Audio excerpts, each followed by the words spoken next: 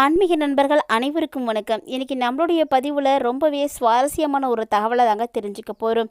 ஒரு நிகழ்வு குறித்து உலகம் அறிந்து கொள்ளக்கூடிய முன்பே சொல்லக்கூடிய ஒரு சக்தி வாய்ந்த மலை இருக்குது அப்படின்னா அது நம்மளுடைய சிவன் மலை தாங்க.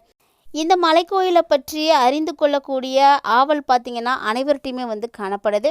அத்தகைய மலையை பற்றி தான் இப்போ நம்ம பார்க்க போகிறோம். சிந்தையை அடக்கி சும்மா இருக்கின்ற திறம் அப்படிங்கிறது ரொம்ப ரொம்ப அரிதான ஒரு விஷயங்க. அந்த வகையில் பஞ்சபூதங்களுடைய சக்தியை உணர்ந்து சித்தத்தை எல்லாம் அடக்கி செயற்கரியன விஷயங்களை எல்லாம் செய்து வென்றவர்கள் தான் சித்தர்கள். அந்த வகையை சேர்ந்தவர்களில் ஒருவரான சிவவாக்கிய சித்தர் பூஜித்த மலை தாங்க சிவன் மலை. எங்கும் வளம் பொங்கக்கூடிய கொங்கு நாட்டின் சிங்க நகரான காங்கேயத்திற்கு அருகில் காங்கேயம் திருப்பூர் நெடுஞ்சாலையில் சுமார் 4 கிலோமீட்டர் தொலைவில் அமைந்திருக்கிறது இந்த சிவன்மலை. இந்த மலையின் மீது கோவில் கொண்டு அருள்பாலித்து வரக்கூடிய அருள்மிகு சுப்பிரமணிய சுவாமி திருக்கோவிலானது கடந்த பல வருடங்களுக்கு முன்பு பாட்டாளி மலை அப்படின்னு வழங்கப்பட்டதுங்க. அதற்கு பிறகு அங்கு வந்த சித்தர் சிவவாக்கியர் முன்னின்று முயன்று சான்றோர்களுடைய பெருந்துணையோட பக்தர்களினுடைய ஒத்துழைப்பாலும் பல திருப்பணிகளை செய்தாராம். அன்று முதல் இந்த மலை சிவன்மலை அப்படின்னு பெயர் பெற்றது. மேலும் அந்த காலத்துல இந்த மலையை சுற்றி பசுக்கள் சூழ்ந்து மேய்ந்தும் வர வளம் பெற்று காணப்பட்டதாம். பசுக்களை சேய் என்று கூறுவது நம்முடைய தமிழ் வழக்குல இருக்கக்கூடிய விஷயங்க. இதனால சிவனினுடைய சேயான குகன் அமர்ந்து அருள்பாலிப்பதாலும் சேமலை அப்படின்னு அழைக்கப்பட்டது. கால சுழற்சியில அது சிவன்மலை அப்படின்னு மருவியதாகவும் ஒரு தகவலானது காணப்படுதுங்க. இந்த மலையினுடைய சிறப்புகளை குறித்து அங்கு இருக்கக்கூடிய பக்தர்களிடம் நம்ம கேட்ட பொழுது அவங்க சிவன்மலை முருகப்பெருமான் சிறந்த திருத்தலமாக பார்க்கப்படுது என்றும் இது கொங்கு நாட்டின் புகழ்பெற்ற திருத்தலங்கள்ல ஒன்று என்றும் சொல்லப்படுதுங்க. இங்க இருக்கக்கூடிய முருகப்பெருமான் சக்தி வாய்ந்த தெய்வமாகவும் தெரிவிக்கிறாங்க. தான் தெரிவிக்க விரும்புவதை பக்தர்களுடைய கனவுல கூறி கட்டளையிட்டு பின்பு நடப்பதை முன்கூட்டியே தெரிவிக்கக்கூடிய அபூர்வ சக்தி கொண்டவர் தான் இந்த சிவன்மலையில் அமர்ந்திருக்கக்கூடிய முருகப்பெருமான். அப்படி சில வருடங்களுக்கு முன்பு கோவில் பெட்டியில சொம்புல தண்ணீர் வைக்க உத்தரவானது வந்ததுங்க. இதனால நாட்டுல என்ன நடக்க போகுது அப்படின்னு அதை பற்றி பேசும் பொழுது யாருக்குமே தெரியலையா. ஆனால் சில நாட்கள்லேயே தமிழகத்தினுடைய மக்களுடைய மனங்களில் மாறாத வடுவை ஏற்படுத்திய பேரழிவான அரக்கன் என்ற சுனாமி அப்பாவிகள் பலர் உயிரையும் பலியாகிவிட்டது. அப்போ தான் இந்த பெட்டியில் இருக்கக்கூடிய பொருளுக்கு மதிப்பு இன்னும் அதிகமானது அப்படின்னும் நம்பப்படுது. இதனை அடுத்து ஒவ்வொரு முறையும் பக்தர்களுடைய கனவுல ஒவ்வொரு பொருளை வைக்குமாறு முருகப்பெருமான் கட்டளையிடுறாரு. அப்படி வைக்கக்கூடிய ஒவ்வொரு பொருளும் சமூகத்தில் மிகப்பெரிய தாக்கங்களை எல்லாம் ஏற்படுத்தி கொடுக்குதுங்க.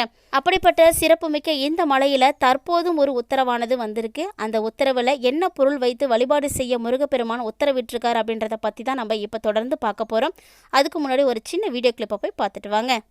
1500 ரூபாய் மதிப்பு கொண்ட ஒரிஜினல் கருங்காலி மாலை நம்ம கிட்ட 1100 ரூபாய் மட்டுமே. பாலிஸ்டர் மாலையும் நம்ம கிட்ட இருக்கு. 8mm பாலிஸ்டர் மாலை வேணும்னா 1400 ரூபாய் வரும். கேஷ் ஆன் டெலிவரி நம்ம கிட்ட கிடையாதுங்க. ரொம்ப நம்பகத்தமையா தினமும் பாத்தீங்கன்னா நிறைய பேர் வாங்கிட்டு இருக்காங்க. மாலையிலேயே பல வகை இருக்குங்க. ஃபர்ஸ்ட் குவாலிட்டி மாலை இந்த ரேட்டுக்கு உங்களுக்கு எங்கேயுமே கிடைக்காதுங்க. கான்டாக்ட் 88 70 10 75 27. கோவில்ல பூஜை செய்ய உத்தரவானதாம். முன்பு காட்டுல சும்மா கிடந்த மஞ்சள் தங்கத்தின் விலையை விட அதிக அளவுக்கு மார்க்கெட்ல விற்பனையானதாம். அப்போதுதான் விண்ணை முட்டக்கூடிய அளவுக்கு உயர்ந்த விலை இப்போது வரை பழைய நிலைக்கு திரும்பவே இல்லை என்று சொல்லப்படுதுங்க. இதே போல அங்கிருந்த மற்றொரு பக்தரிடம் நம்ம விசாரித்த பொழுது இந்த கோவிலுடைய மகிமை நல்லாவே தெரிஞ்சதுங்க. தொடர்ந்து இந்த ஆலயத்திற்கு தரிசனம் செய்துட்டு போயிட்டு இருக்கக்கூடிய நிலையில அவர் இங்கு சென்றாலே அவருக்கு ஒரு மாற்றமானது நிச்சயமா ஏற்படுதாம். இந்த கோவிலுடைய சக்தி ரொம்ப ரொம்ப அபூர்வமானது அப்படின்னும் இதற்கு முன்னாடி பக்தர்களுடைய கனவுல மண் வைத்து பூஜை செய்ய சொன்னபோது அன்று முதல் அந்த பகுதியை சுற்றி இருக்கக்கூடிய நிலத்தினுடைய மதிப்பு கண்ணா பின்னா என உயர்ந்து விட்டது அப்படின்னு சொல்லப்படுதுங்க. அவ்வளவு ஏன் தமிழகத்துல பல இடங்கள்ல இதே நிலைதான். இப்போது கூட சாமானிய மக்கள் நிலம் வாங்குவது அப்படிங்கிறது ரொம்ப ரொம்ப பெரிய விஷயமா தாங்க பார்க்கப்படுது. இது போல பக்தர்களுடைய கனவுல முருகப்பெருமான் தோன்றி எந்த ஒரு பொருளை அவர் வைக்க சொல்றாரோ அதை வைப்பதற்கு முன்பு அவர் ஆலயத்திற்கு இது போல கனவுல நமக்கு முருகப்பெருமான் உத்தரவு கொடுத்திருக்காரு அப்படின்னு சொல்லணுமா. அப்படி அவர் சொல்லக்கூடிய விஷயம் உண்மைதானா அப்படின்னு தெரிந்து கொள்ள கோவில் நிர்வாகிகள் பூக்களை பொட்டலத்துல வைத்து அதை சாமி முன்பு போட்டு பூச்சையனம் கேட்பாங்களாம். அதுல முதல் எடுப்பிலேயே வெள்ளைப்பூல் வந்தா முருகப்பெருமான் கனவுல தோன்றி கூறியது உண்மைதான் அப்படின்னு உறுதி செய்துக்கிட்டு அந்த பொருளுக்கு சிறப்பு பூஜைகள் எல்லாம் செய்து அந்த பெட்டியில வைத்திடுவாங்க. கூடவே அருள் வந்து சொன்னவர் பெயர், அவரது ஊர், அந்த கோவிலில் வந்து சொன்ன தேதி என அனைத்தையுமே அந்த பெட்டியின் கீழே எழுதி வைத்திடுவாங்களாம். இதுதான் நடைமுறையில் இருக்கக்கூடிய ஒரு முக்கியமான விஷயம். இது போல தான் காலங்காலமாகவும் பின்பற்றிட்டு வராங்களாம். நாட்டில் நடப்பதை முன்கூட்டியே மக்களுக்கு சொல்லக்கூடிய இந்த கடவுளுடைய அருள்வாக்கு நினைத்து மெய் மறந்து போய் எல்லாருமே வந்து காணப்படுறாங்க.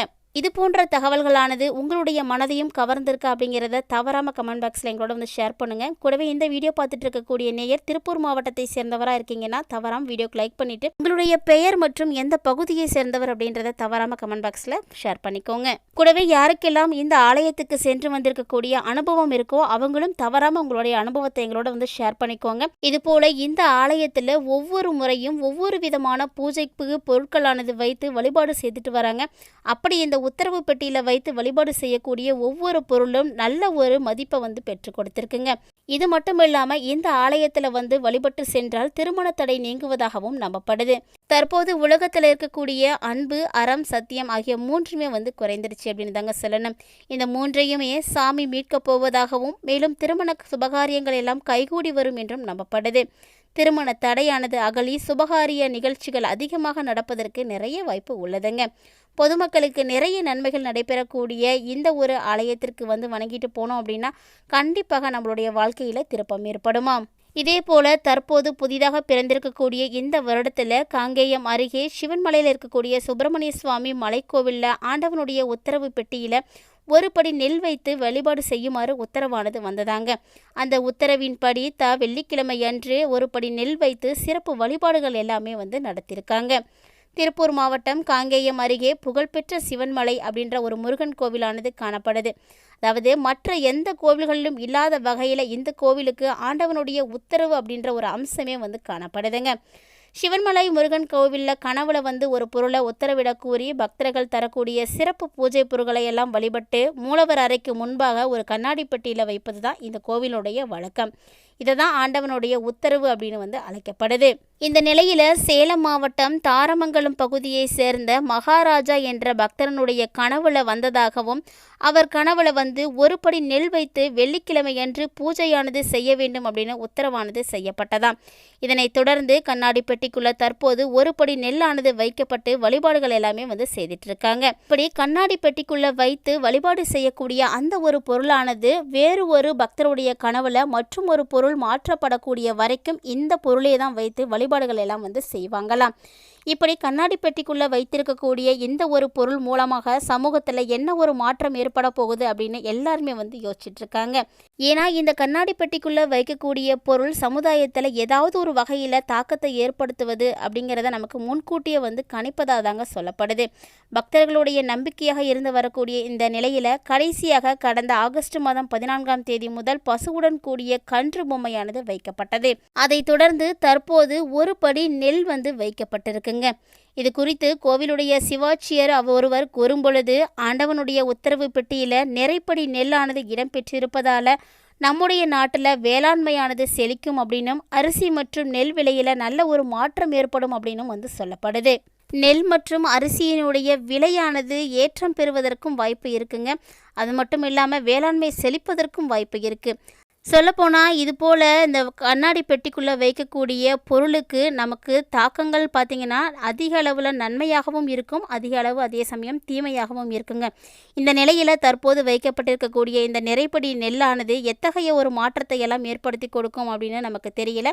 இருப்பினும் கூட வேளாண்மை சார்ந்த விஷயங்களில் தான் மாற்றங்கள் ஏற்பட போகுது அப்படின்றத நமக்கு முருகப்பெருமான் முன்கூட்டியே வந்து உணர்த்தியிருக்காரு. இந்த விஷயங்களை நம்ம எல்லாருமே உணர்ந்துக்கிட்டு அதற்கு ஏற்ற மாதிரி நம்ம நடந்துக்கணும் அப்படின்றதுக்காக தான் நம்மளுக்கு இப்படி ஒரு அறிவிப்பை வந்து முருகப்பெருமான் வழங்கியிருக்காரு. பொதுவாகவே சிவன்மலை அப்படிங்கிறது ரொம்பவே சக்தி வாய்ந்த மலை. மக்களுக்கு ஏற்பட்டிருக்கக்கூடிய அத்தனை விதமான தடைகளையும் விலக்கி கொடுக்கக்கூடிய இந்த மலையில் இருக்கக்கூடிய சிறப்பே இங்கு வைக்கப்பட்டிருக்கக்கூடிய உத்தரவு பெட்டி தாங்க. வேற எந்த கோவிலும் இல்லாத சிறப்பாகவே இது சொல்லப்படுது. கண்டிப்பாக நம்முடைய வாழ்க்கையில் ஒரு முறையாவது சென்று வழிபட்டு வரக்கூடிய சிறப்புமிக்க திருத்தலமாக தான் இந்த சிவன்மலையானது பார்க்கப்படுது. இப்போது வைத்திருக்கக்கூடிய இந்த பொருளால் என்ன ஒரு மாற்றம் சமுதாயத்தில் ஏற்படும் அப்படிங்கிறத நம்ம பொறுத்திருந்து தாங்க பார்க்கணும். இந்த பதிவின் மூலமாக தற்போது சிவன்மலையில் இருக்கக்கூடிய உத்தரவு பெட்டியில் என்ன பொருளானது மாற்றி வச்சுருக்காங்க அப்படின்றத நீங்கள் தெளிவாக தெரிஞ்சிட்டு இருப்பீங்கன்னு நினைக்கிறேன். அந்த வகையில் இந்த பதிவானது உங்களுக்கு பிடிச்சிருக்குன்னா தவறாமல் வீடியோக்கு லைக் பண்ணிவிட்டு வீடியோ பற்றிய கருத்துக்களையும் எங்களோட ஷேர் பண்ணிக்கோங்க. இது மட்டும் இல்லாமல் இது போன்ற சுவாரஸ்யமான தகவல்களை எல்லாம் உடனுக்குடன் தெரிஞ்சுக்கிறதுக்காக நம்மளுடைய சேனலை சப்ஸ்கிரைப் பண்ணிவிட்டு தொடர்ந்து ஃபாலோ பண்ணிக்கோங்க. இது போன்ற நிறைய சுவாரஸ்யமான தகவல்கள் தினந்தோறும் வீடியோக்களை பதிவேற்றம் செய்துட்டு இருக்கோங்க. இன்னும் நீங்கள் நம்ம சேனலை பார்க்கல அப்படின்னா சேனலை விசிட் பண்ணி வீடியோக்களை எல்லாம் பார்த்து பயன்பெற்றுக்கோங்க. மீண்டும் இது போன்ற மற்றும் ஒரு சுவாரஸ்யமான பதிவில் சந்திக்கலாம்.